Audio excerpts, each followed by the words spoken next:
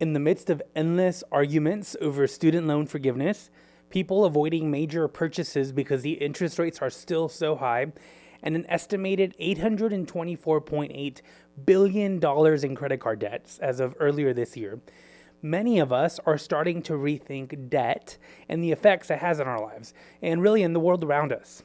But economics aside, what does the Bible say about debt and how we are to handle it? In this episode of the Mid-City Church Sermon Cast, we're going to have a difficult conversation on debt. And my hope and prayer is that in the end, you will realize that maybe debt isn't as black and white as we tend to think about it. That maybe debt is something we should really try to avoid. And my hope is that you will be empowered to overcome any debt in your life. Are you ready? Let's go.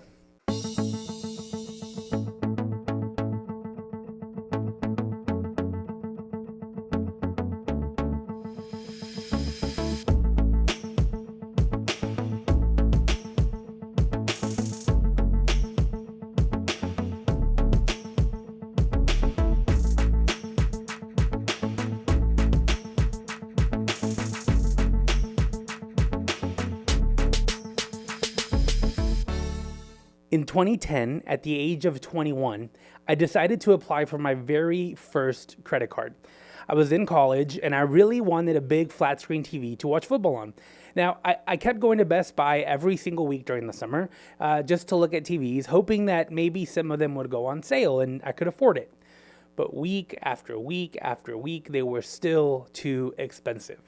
Now, you have to understand that in 2010, the average flat screen TV cost around $2,000 to $3,000. And as a college student, that was way out of my budget. Now, I am by no means saying that it would be an easy purchase for me today. But as a college student, that was a lot of money. Well, one day I walked into Best Buy and they had a 4th of July sale and they had a 55-inch Samsung TV for only $1,800. It's just funny because now you can go to Walmart and buy one for $400, but it was $1,800. It was cheap. And again, it was still out of my budget, but this was the cheapest I had ever seen this TV. So knowing that I didn't have the money in my bank account to make this purchase, I decided to apply for a credit card. After all, I was 21. Now, at the time, Best Buy had this special that if you applied for a credit card and qualified, you would get 12 months, no financing, so no interest for 12 months.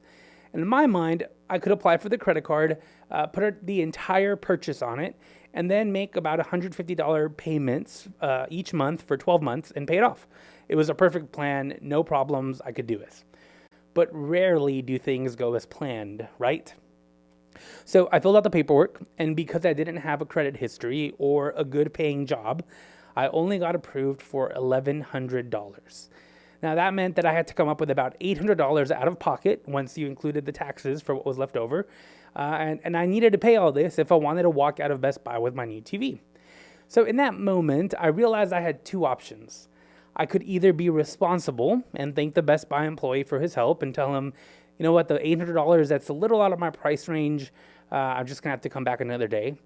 Or I could be so embarrassed to admit that this 21-year-old who thought he was old enough to get a credit card couldn't afford the $800, that I would just find a way to spend it. And the way was getting money out of my emergency fund. Now, you know me by now. I'm sure you can guess which option I chose. It was the latter. The reality is that I only had about $1,500 in my bank account, and most of that was meant for emergencies. And while this was not an emergency, I wasn't too embarrassed. I was too embarrassed to let the guy know that I really shouldn't spend $800 out of my emergency, right? After all, like I said over and over again, I'm a grown-up now. So with a big knot in my throat, worried about how I was going to handle an emergency if it came up, I looked at him and I said, "Ring it up." Now, let me tell you, as you can imagine, this put a big financial strain on me. Not only was I having to make monthly payments for the TV, I also had to diligently put money back into my bank account, which is what led me to make the worst decision I could have ever made. So once my first bill came in, I decided that putting money back in my savings account, in my bank account, was more important than paying off this TV on time.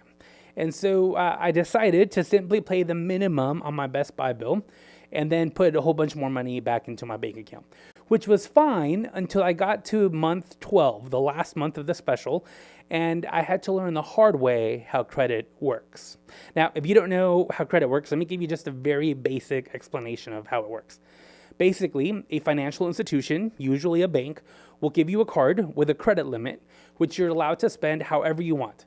The catch is that you're supposed to pay back whatever amount you spend on it each month. Now, if you don't pay it back, you still have to pay the expenses you made, plus a fee for not making the payment, plus interest, right? And depending on the amount, this can quickly make your original bill double or maybe even triple. Now, there's a catch, though, to all of this. You can pay the minimum amount required, which is what I was doing, and that keeps you from getting charged the no payment fee. But you still accrue interest, which means that your bottom line still continues to increase month after month after month because you're not paying off the full amount. Now, I'm not saying this to bash any financial institutions. This is simply their job, and I get it.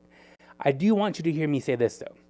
Getting into debt seems feasible when all we look at is the minimum payment we make, right? So I'm going to buy a $1,800 TV, but I'm only going to pay $50 a month. I can do that, right? That's all they're asking me to pay.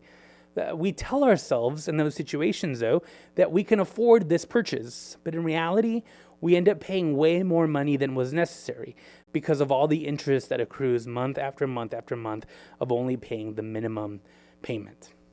Now, trust me, you don't want to get into this scenario, and I say this from experience because, like I said earlier, I had been paying the minimum payment on my TV, and when I got to that 12-month promotion, I still owed about $600, which I didn't have. I couldn't just spend $600 out of my account.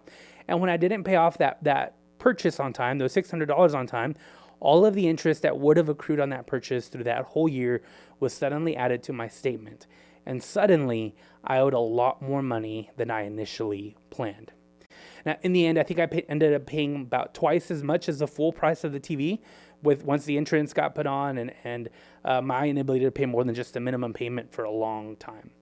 To make matters even worse, I ended up making that same mistake on 2 other credit cards as a young 20-something-year-old. See, in this case, it's the lack of money that is the root of all evil. In this case, because I didn't have the financial ability to afford the things I wanted, the idea of having credit gave me the illusion that I could afford these things. But in reality, I only got into more and more and more and more debt, paying way more than the original price tag.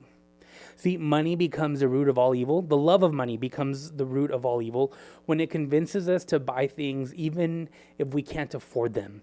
And when we fall for this false narrative, we end up in debt, which ultimately affects us in a deeper and more harmful way than we can even realize. So, I think the question that we have to answer now is, does the Bible have anything to say about debt? It actually has quite a bit to say about debt. So let me give you some examples. Proverbs chapter 22, verse 7, it says this: a borrower is a slave to a lender. In other words, borrowing, accruing debt, places us, the borrowers, under the rule of the lender, the financial institution. This means that until the debt is paid back, the financial institution has power over us, right? If we don't pay, they begin to make nonstop collection calls until eventually they come and take our house or our cars or really anything of value as long as they get their money back, right? In fact, there's if you keep reading through the 22nd chapter, which we just read up from, verses 26 and 27 say this: don't shake hands to guarantee a loan. If you can't repay, why should they be able to take your bed from you?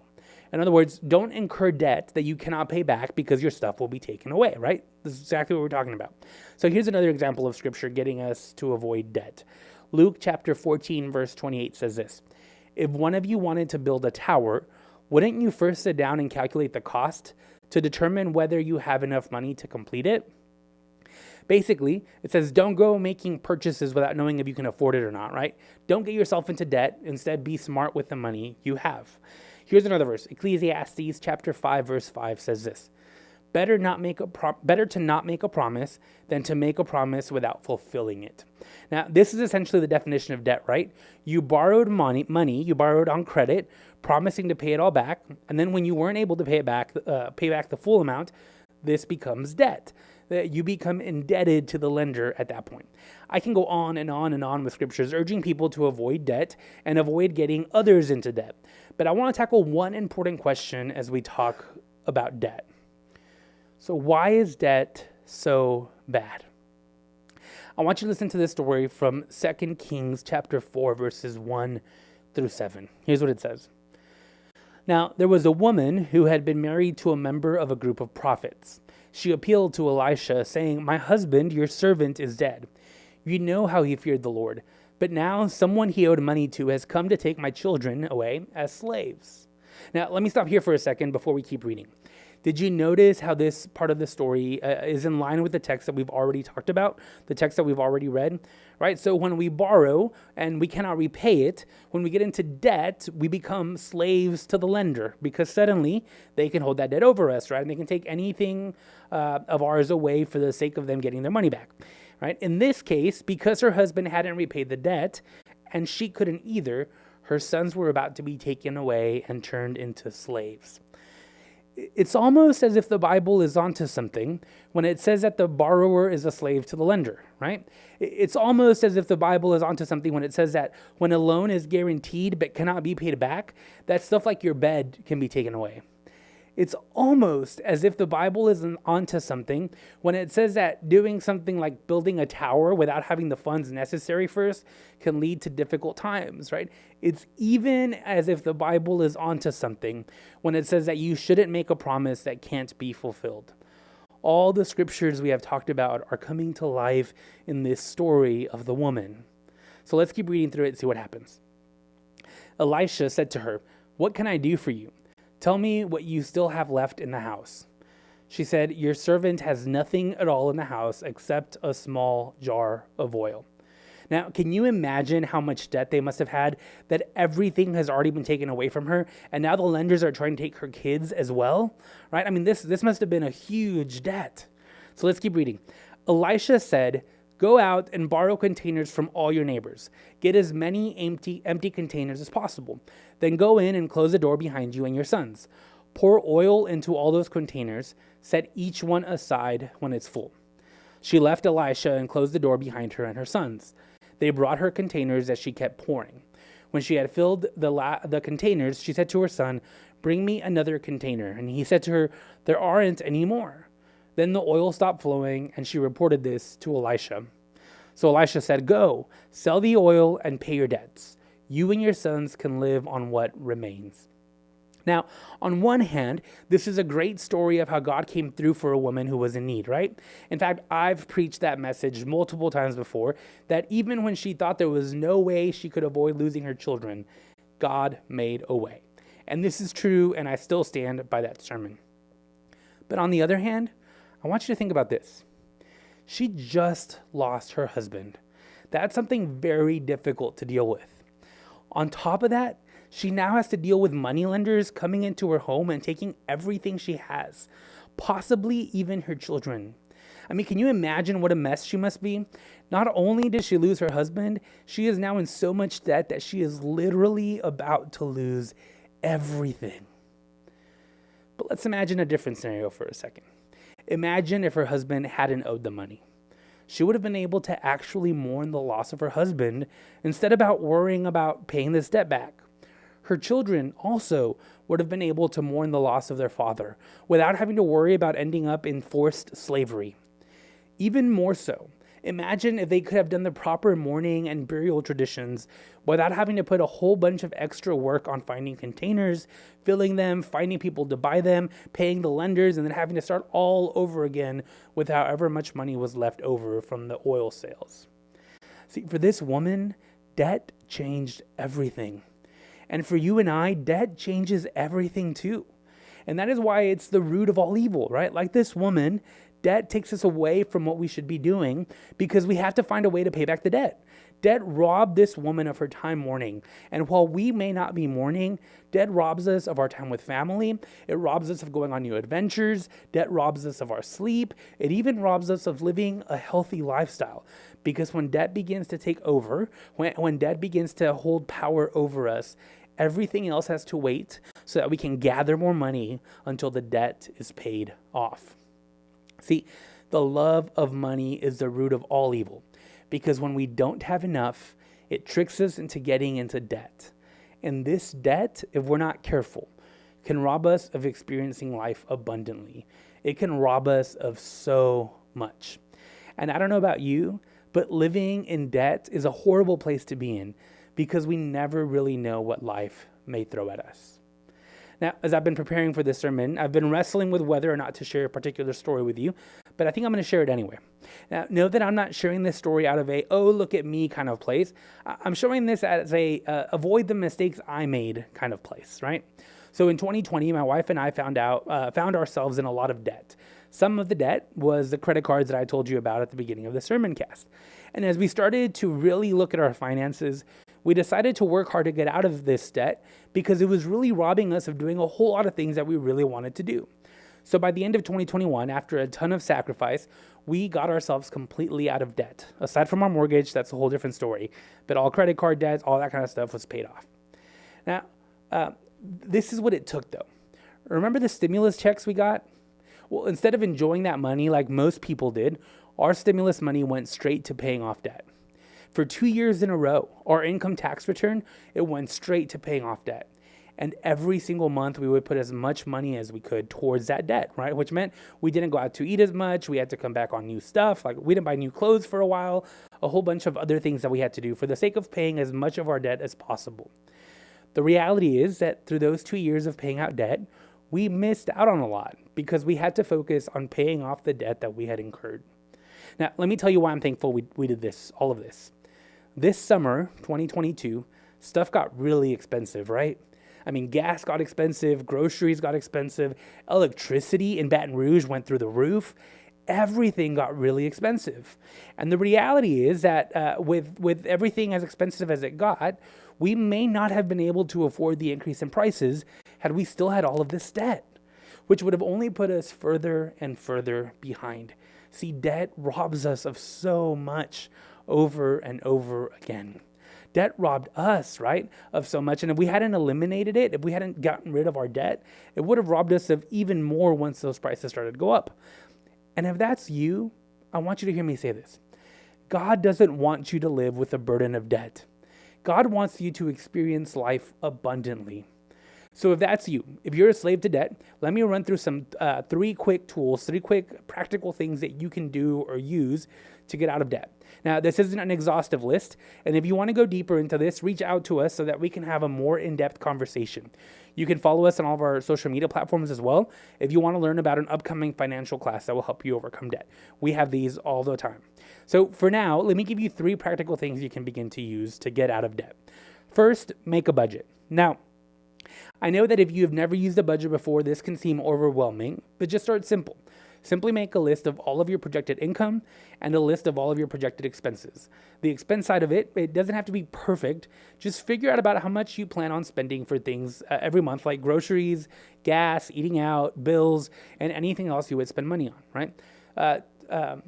2 expenses that really got my wife and I, as we were first working on budgets, was generosity, or the practice of giving to the church. That was something we ended up we were tempted to put aside, which most financial people will tell you don't do that. And the other one was putting money into savings. We were hesitant to do that because we wanted to pay off our debt. Believe it or not, though, if you plan for these things, when you make your budget and you stick to it, before you know it, your savings will increase and your debts will disappear. And you will feel better about your finances, right? So step 1, make a budget. Step 2 is to attack debt aggressively. So most financial planners will tell you to get to a place where you have where you're giving and you have about $1,000 saved up for emergency. Now, once you meet these 2, throw as much money as you can at your debt. This means that you will have to make sacrifices, right? Like I said earlier, how often you go out to eat, how often you travel, how often you buy new clothes, all those kind of things. You're going to have to make sacrifices. And look, I know that it's a tough choice to make. But this is what happens when we incur debt, right? It robs us of life. It robs us of doing the things we wanted to do. Here's the deal, though. The more aggressive you are at eliminating it, the faster you can get rid of it and live debt-free. Live a debt-free life, right? And that's what we want to do. Now, the best way to do this is by writing down all of your debt on one piece of paper, and starting with the lowest to the highest. Literally, write down every single debt except your mortgage. Again, that's for another conversation for another day. Then begin a process known as the snowball effect, where you pay the minimum payment on all of your cards except for the lowest one. On that one, pay as much as you possibly can every month. Now, if you're lucky, you should pay that off pretty quickly. And when you do, you take the full amount of that card and you put it into the next debt. And then when you pay that one off, you put all of that money into the next debt, right? And it's called the snowball effect because your money begins to snowball into a bigger and bigger quantity so that you can erase your debts faster and faster and faster. The third practical thing that you can begin doing now to get out of debt is to find an accountability partner. Now, you don't need to tell them how big your debt is. Just let someone that you know and you trust, let them know your debt. And let them know that you're trying to get out of debt, that you really don't want to be going out to eat very often, that you really need to save money, that they can hold you accountable when you start talking about making purchases that don't really make sense, right? Have an accountability partner that knows that you're trying to make these sacrifices and will help you and support you. And just like the phrase says, hold you accountable, right? See, the love of money is the root of all evil. And I've already said this before, but I want you to hear it one more time. The love of money is the root of all evil. Because when we don't have enough, it tricks us into getting into debt. And this debt, if we're not careful, can rob us of experiencing life abundantly. It can rob us of so much. And if you have ever dealt with debt, you know how true that statement is. Now, look, I don't know about you, but living in debt is a horrible place to be in.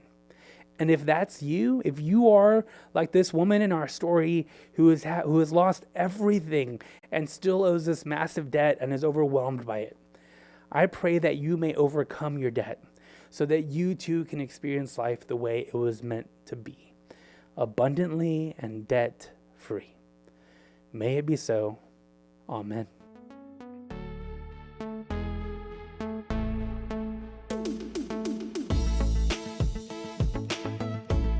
Thank you for joining us today.